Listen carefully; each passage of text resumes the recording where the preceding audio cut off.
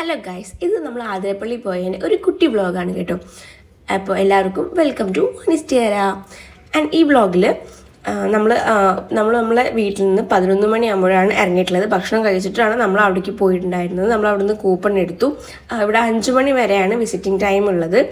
നമ്മൾ ചെന്നപ്പോൾ തന്നെ ഒരു ഉച്ചയ്ക്ക് ഒരു 2 മണി നേരം ആയിട്ടുണ്ടാവും. ഇനി നമ്മൾ അവിടെ ചെന്ന് താഴത്തേക്ക് ഇറങ്ങിപ്പോയാലാണ് നമുക്ക് ഇവിടുത്തെ ഫുൾ വ്യൂ കാണാൻ പറ്റുക. ഇതാണ് അവിടുത്തെ ഫുൾ വ്യൂ.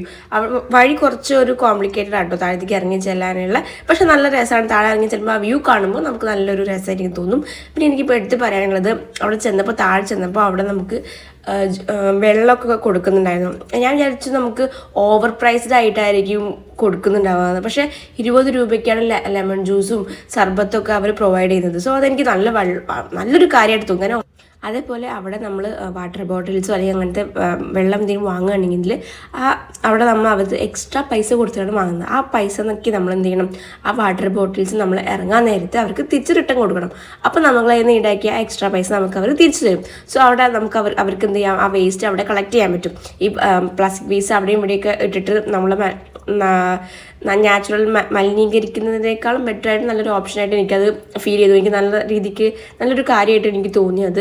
പിന്നെ അവിടേക്ക് എന്താ പറയുക, എനിക്ക് ആതിരപ്പള്ളി പോയപ്പോൾ എനിക്ക് നല്ല കണ്ണിനും മനസ്സിനും ഒക്കെ നല്ലൊരു ഫീലിനെ കിട്ടിയത്. ഇങ്ങനത്തെ കാര്യങ്ങളൊക്കെ കണ്ടപ്പോഴൊക്കെ എനിക്ക് ഭയങ്കരമായിട്ട് ഒരു ഹാപ്പി ആയിട്ടാണ് തോന്നുന്നത്. ചില സ്ഥലങ്ങളിൽ പോകുമ്പോൾ നമുക്ക് ഭയങ്കര ഡിസപ്പോയിൻറ്റഡ് ആയിട്ട് തോന്നൂലേ പല കാര്യങ്ങളും കാണുമ്പോൾ. പക്ഷെ എനിക്ക് അങ്ങനെയൊന്നും തോന്നിയില്ല. എന്തായാലും നിങ്ങൾ ലൈഫിൽ ഒരു പ്രാവശ്യമെങ്കിലും മസ്റ്റ് വിസിറ്റ് ചെയ്യേണ്ട ഒരു സ്ഥലമായിട്ടാണ് എനിക്ക് ആതിരപ്പള്ളി തോന്നിയത് കേട്ടോ. ഈ വീഡിയോ കാണുന്നവരിൽ ആതിരപ്പള്ളി ആൾറെഡി വിസിറ്റ് ചെയ്തിട്ടുണ്ടായിരുന്നെങ്കിൽ നിങ്ങൾ എന്തായാലും കമൻറ്റ് ചെയ്യണം കേട്ടോ, നിങ്ങൾക്ക് അവിടെ പോയിട്ടുണ്ടായിരുന്ന അനുഭവം.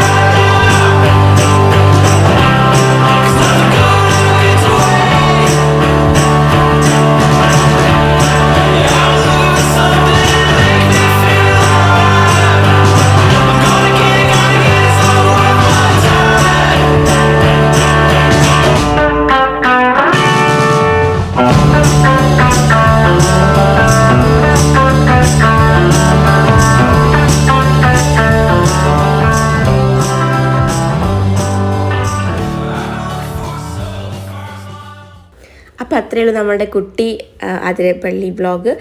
വീഡിയോ ഇഷ്ടമായെങ്കിൽ നിങ്ങൾ എന്തായാലും ലൈക്ക് ചെയ്യണം. അപ്പോൾ ബൈ ബൈ.